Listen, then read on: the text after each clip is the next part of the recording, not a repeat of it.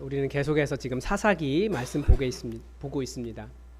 근데 사사기의 말씀 계속 보면서 느끼는 건 하나님께서 한 민족을 이끌 만한 지도자로 좀 너무 뭐라고 할까요? 자격 미달인 사람들을 세우시는 것이 아닌가 그런 생각이 들었습니다. 지난주에도 우리가 기드온을 보았는데 기드온의 부르심을 보았는데 여호와의 사자가 기드온에게 가서 큰 용사여 라고 이렇게 불렀는데 아무리 봐도 기드온은 큰 겁쟁이였습니다. 그래서 우리가 기드온의 부르심에서도 여전히 자격 없는 자를 부르셔서 일을 하게 하시는 하나님의 은혜를 우리는 발견했습니다. 절대 인간의 승리가 어떤 인간의 어떤 유능한 조건에 있는 것이 아니고 구원하시는 전능하신 하나님께 있다라고 하는 것을 우리는 말씀 속에서 보았습니다. 기드온이 하나님을 잘 기대하지 못했던 이유는 그냥 하나님은 옛날 우리로 말하면 성경 속에 있는 그냥 먼 이야기, 그때는 기적이 있었을지 몰라도 지금은 우리의 삶에는 관계없다, 이런 분에 불과했습니다. 어떻게 보면 이 세대가 느끼고 있는, 또 우리 시대가 느끼고 있는 그런 하나님이죠. 내 삶에 관련도 없고 뭐 하나님이 계신지도 잘 모르겠고 계셔도 뭐 내 삶에 잘 관련 없는, 관심이 없으신 그런 하나님의 느낌이었던 겁니다. 그러나 하나님은 여전히 하나님의 백성, 하나님의 일을 한 하나님의 사람을 찾고 계신다라고 하는 것을 말씀 속에서 발견할 수 있습니다. 하나님이 찾으시는 분은, 한 사람은 능력 있는 사람이 아니라 하나님을 의지할 줄 아는 그런 겸손한 사람입니다. 이제 오늘 본문은 그 용기가 없던 기드온이지만 이제 기드온이 하나님의 일을 조금씩 하기 시작합니다. 물론 하나님께서 모든 전쟁을 다 행하십니다. 그런데도 하나님께서 다 행하시지만 분명히 그 전에 기드온이라고 할까요? 이스라엘이라고 할까요? 먼저 해결해야 될 문제가 있었습니다.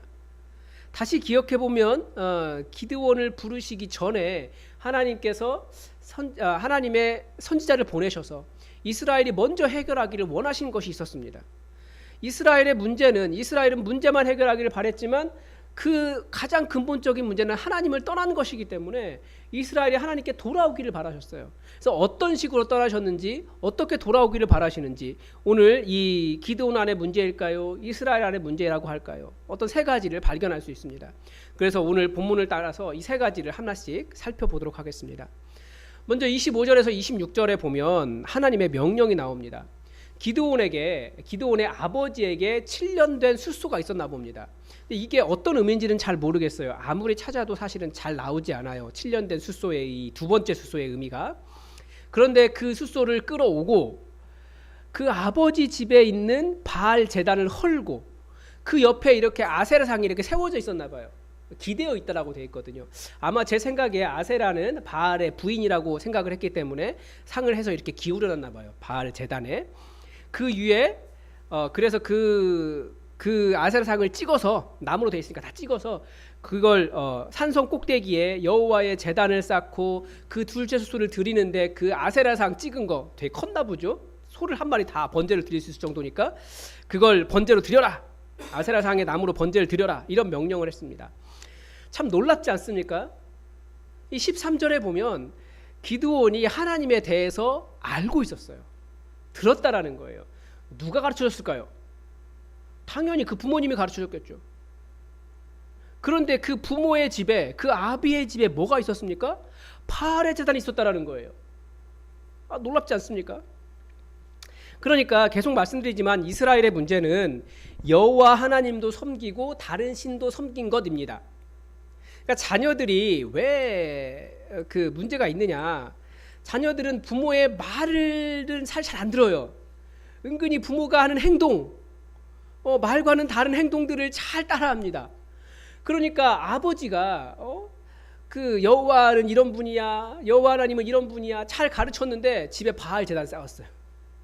아세라상 만들어서 거기에 기울여놨어요. 그러니까 뭐 하나님 별로 중요하게 생각하지 않은 거죠. 그 아들도 그런 겁니다. 그러니까 이스라엘의 문제가 이거예요. 이 안에 있는 인간의 탐욕을 잘 알아야 되죠.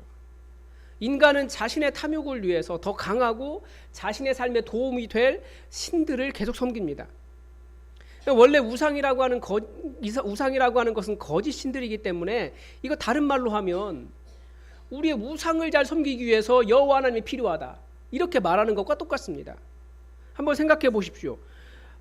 그들의 삶에 공식적으로는 여호와 하나님을 신으로 섬겼지만 그들은 농경의 신을 섬겼어요.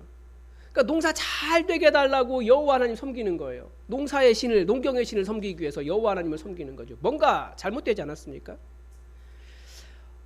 장사를 한다면 장사의 신을 섬길 거고요. 모양이 지금과는 다르지만 그때는 그랬다고요.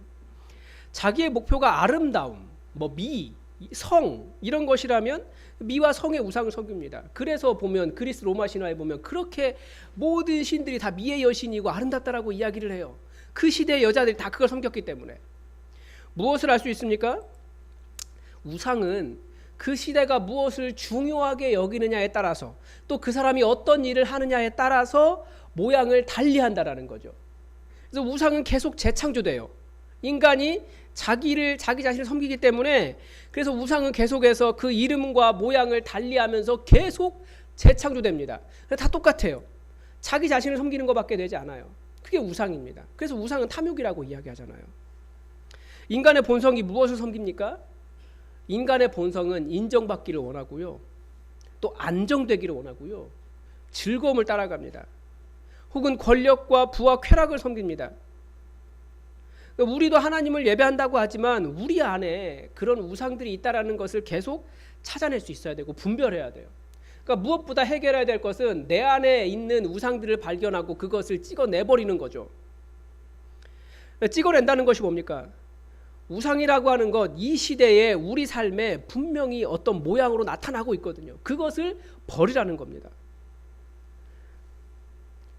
그것을 실제로 물리쳐야 됩니다.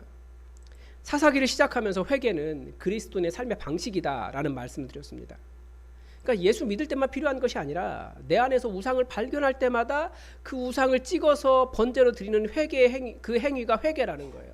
어떤 사람은 돈이 자기에게 우상이 되어 있다. 그것은 하나님께 포기하는 법을 계속 배우는 것이 찍어내버리는 거죠. 즐거움과 쾌락이 있는 사람들에게는 제가 보기에 그분들은 시간을 계속 하나님께 드리는 방향으로 가야 돼요. 지금 놀러 갈 시간에 내가 지금 예배할 시간이야. 그러면서 그 시간을 되돌리는 거죠. 중요한 건, 또 하나 중요한 것은, 그러면 우상을 찍어내버리려면 우상이 무엇인 줄 알아야 됩니다. 우리는 우리 안에 우상을 어떻게 분별할 수 있습니까? 내가 하나님을 섬긴다고 하는데 우상의 지배를 당하고 있다는 것을 어떻게 알 수 있습니까? 기드온에 보면 기드온이 총 10명의 그 종들을 데려다가 밤에 이제 하나님 명령하신 것을 다 행합니다. 낮에 하면 그 도시 사람들이 무서워가지고 몰래 하는 거예요. 그런데 다음날 아침에 난리가 났습니다. 사람들이 잠에서 일어나고 난 다음에. 왜냐하면 누가 바알 제단을 헐었다는 거죠. 아세라상을 찍었다는 거예요. 그리고 그 아버지의 집에 있었던 그 7년 된 둘째 수소를 제물로 드려버렸습니다. 거기 사람들이 반응이 나오죠.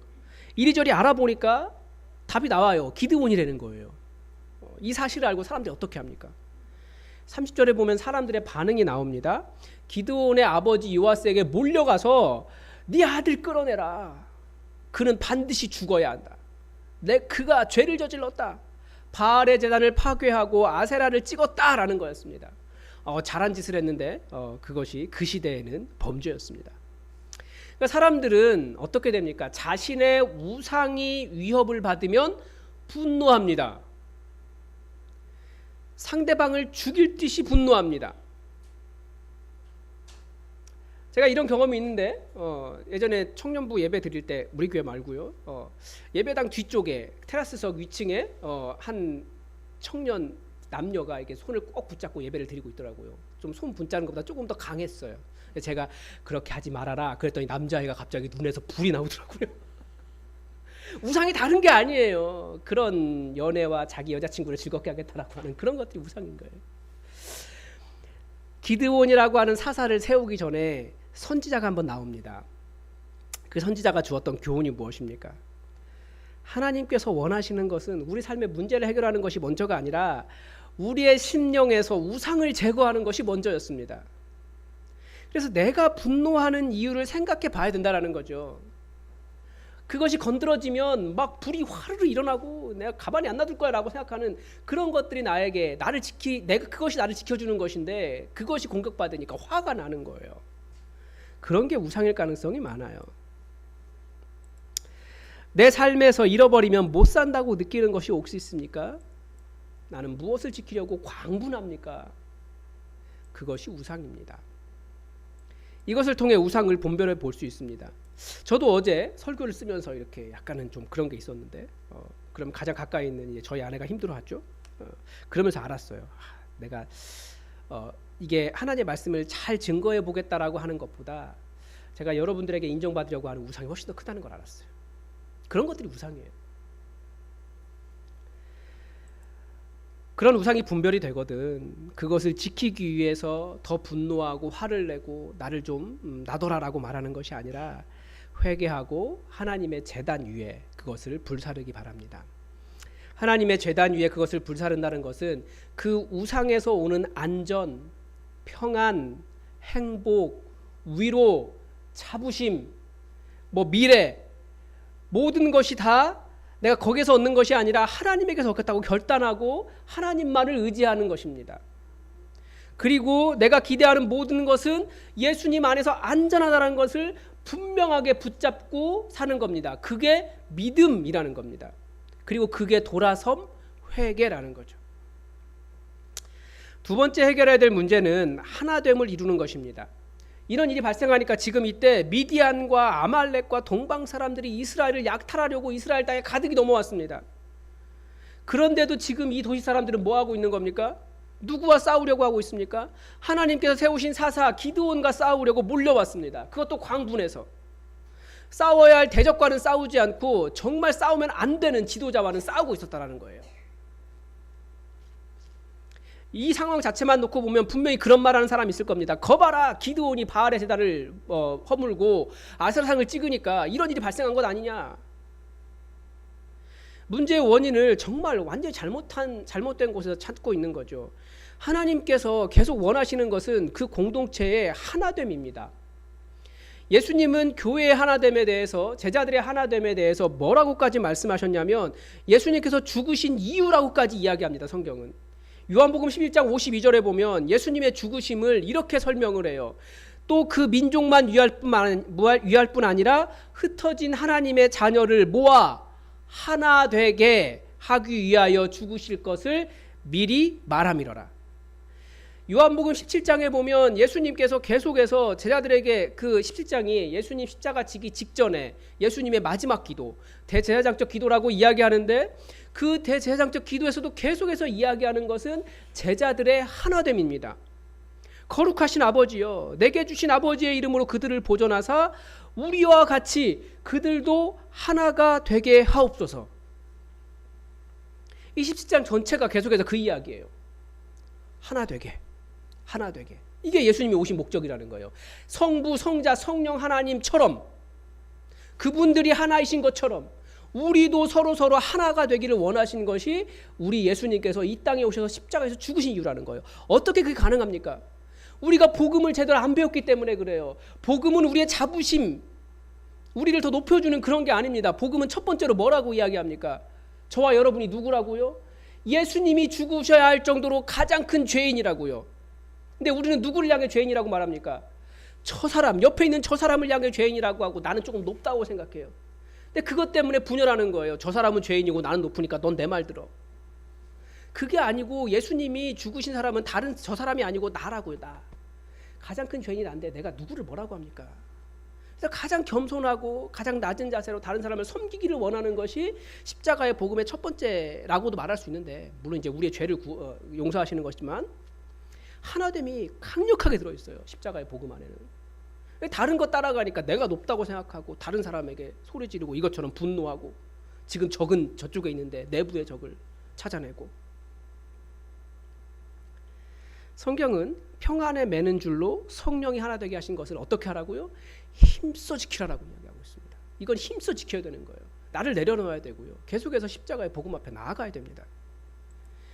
여선지 드보라의 노래에서도 이스라엘의 위기 앞에 함께하지 않았던 일부 지파의 문제들을 지적합니다. 하나 되지 않은 것이 더 큰 문제예요. 그래서 공동체, 이 하나된 교회라고 하는 공동체는 하나님께서 이 땅에 만들어 놓으신 재창조, 교회의 재창조의 목적이라고도 말할 수 있습니다. 하나 되면 그만큼 중요해요. 그런데 우리는 어떻게 하나가 될 수 있을까요? 이 34절에 보면 누구를 중심으로 하나가 됩니까? 기드온을 중심으로 하나가 됩니다.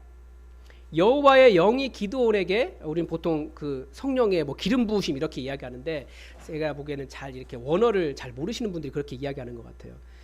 이런 말 하면 안 되는데. 여기에는 기드온에게 옷 입혀졌다 이렇게 돼 있어요. 기드온에게 하나님의 영이 옷 입혀졌다. 그러니까 성령은 기름 부으심도 있지만 옷 입혀진다라고 하는 표현도 있습니다. 기드온이 나팔을 불었습니다. 나팔을 불기도 하고 나팔을 두드린 것도 이렇게 해석이 될 수 있어요. 그런데 이렇게 막 두드리고 나팔을 부니까 아비에셀 지파가 따라왔습니다. 드디어 이제 따라 나왔어요. 또 기드온이 사자들을 므낫세에 보냈더니 므낫세도 나왔습니다. 아셀과 스불론 납달리에도 사자들을 보냈더니 다 사람들이 모였습니다. 그러니까 이 하나 되면은 뭐가 있습니까? 하나님을 경외하는, 하나님의 영에 사로잡힌 한 지도자가 있었다라는 거죠. 근데 우리 잘 알지만 여러분, 지도자의 선택에는 굉장히 어려움이 있습니다. 우리 어떤 지도자를 선택해야 될까요? 우리는 완벽한 지도자를 찾으려고 합니다. 입으로는 물론 완벽한 지도자가 없습니다라고 말하지만 최대한 완벽한 지도자를 찾으려고 그래요. 그런데 이런 재미있는 이야기가 있습니다. 이건 어떤 대형 교회에서 담임 목사님을 뽑기 위해 청민 공고를 냈다고 합니다. 정말 솔직하게 자격 요건을 이야기했어요. 여러분, 어떤 목사님, 뭐 저를 통해서도 그렇고 담임 목사를 기대하십니까? 근데 거기에 이제 우스갯소리인데요. 우리가 모실 목사는 설교를 정확히 20분만 하되 할 말은 다 하는 목사. 설교에서 죄는 정죄하지만 사람의 마음을 상하게 하지 않는 목사. 매 주일뿐 아니라 수요 기도회, 새벽 기도회, 금요 철야까지 훌륭한 말씀을 완벽하게 전할 목사. 이게 사실 굉장히 어려운 일이거든요. 준비할 시간 자체가 문제니까. 교회 일도 솔선수범하여 아침 8시부터 저녁 10시까지 열심히 일하는 목사. 저는 여기다가 하나 더 하고 싶었어요. 강단에서 잠을 자는 목사. 개척교회 하면 다 그 얘기 하더라고요. 강대상에 자야 된다고. 11조뿐만 아니라 돈만 생기면 헌금하는 욕심 없는 목사. 키가 크고 얼굴은 잘생겨야 하나 제비처럼 생기지 않는 목사. 10대와는 언제나 농구할 수 있고 노인들과도 시간을 언제든지 낼 수 있는 목사. 유머 감각이 풍부하나 언제나 신중하고 실수가 없는 목사. 매일 교인들에게 15통 이상의 전화를 하나 사무실을 떠나지 않는 목사. 매일 구령의 열정에 불타 전도에 힘쓰되 교회 기도실은 24시간 지키는 목사. 우리는 보통 이런 완벽한 사람을 찾아요. 그래서 목사에게 부담이 많이 있습니다. 그때마다 저는 다행입니다. 저는 그런 사람 아니어서 예수님이 저를 용납해 주셔서 복음으로 돌아가죠. 그래서 아무튼 이 청빙위원회에서 열심히 몇 달 동안 사람을 뽑아서 13명의 목사 후보자를 냈다고 합니다. 성경에 나와 있는 인물들과 같은 사람이에요. 성경에 맨 처음 누가 나옵니까? 아담 나오죠.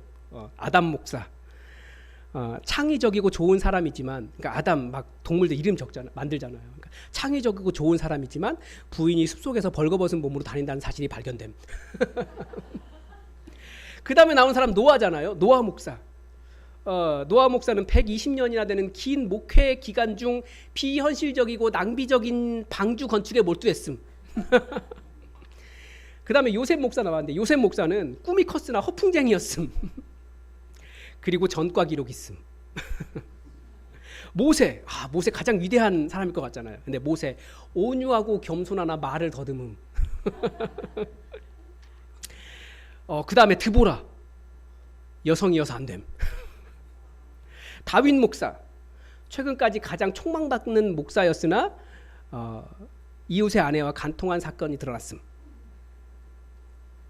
또 솔로몬 목사, 설교는 뛰어나나 여자 문제가 복잡함. 세례 요한, 침례교 출신으로 열정도 있고 고생도 많이 했으나 메시지가 너무 직설적임. 베드로, 모든 일에 솔직하고 솔선수범하고 능력은 있으나 성질을 죽이지 못하는 다혈질임.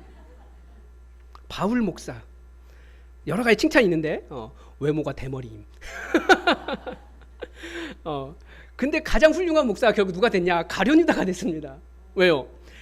인내심이 있고 보수적이며 자기 주관이 뚜렷하여 위기의 시대에 교회를 이끌 만하며 특히 유력한 회계사 자격을 가진 도시 출신으로 교회 재정 문제를 잘 다룰 것 같음.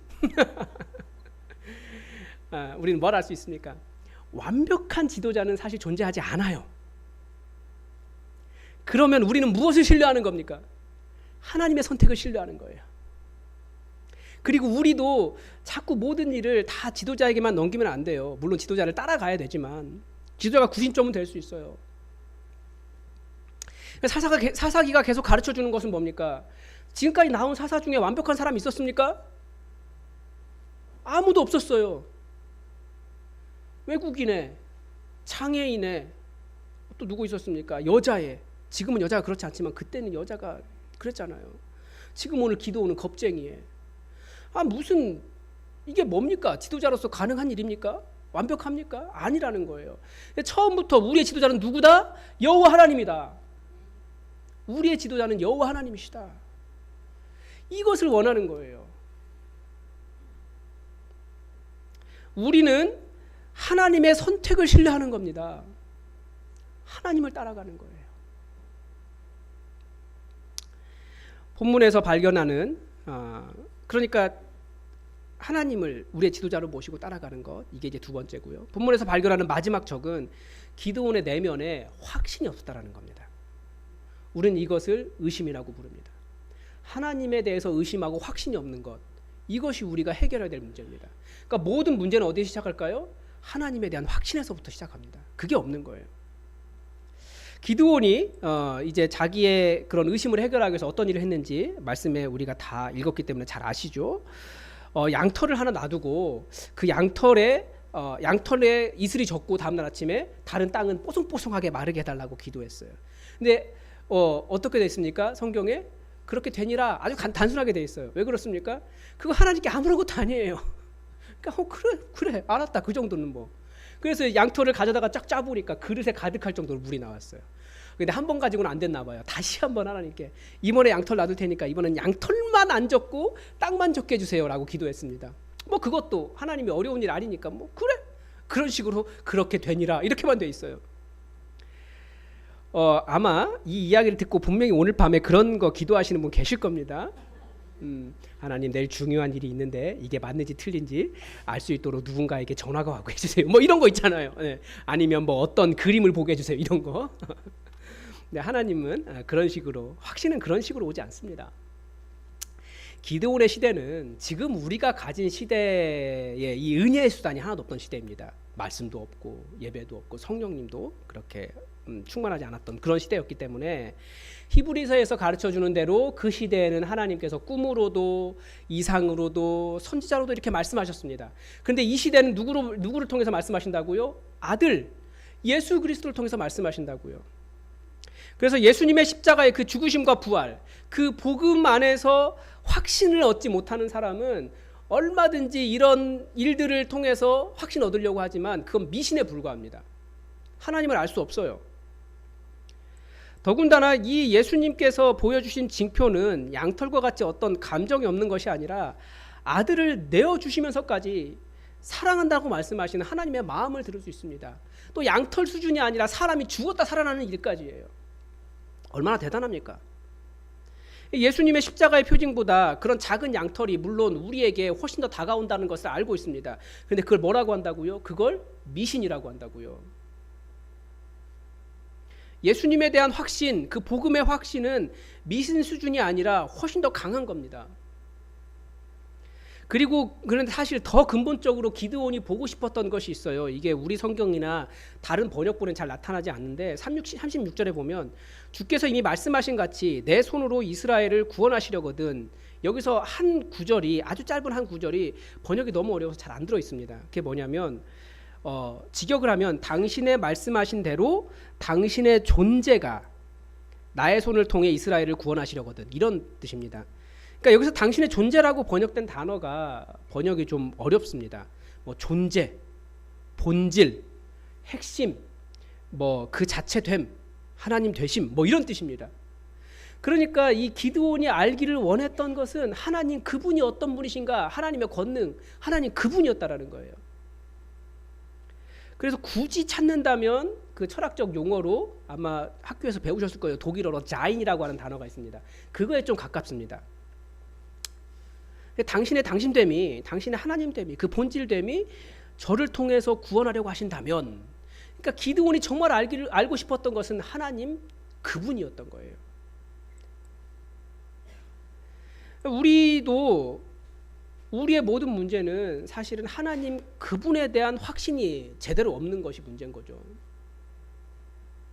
그런데 우리는 하나님의 본질, 하나님의 하나님 되심을 어떻게 알 수 있겠습니까?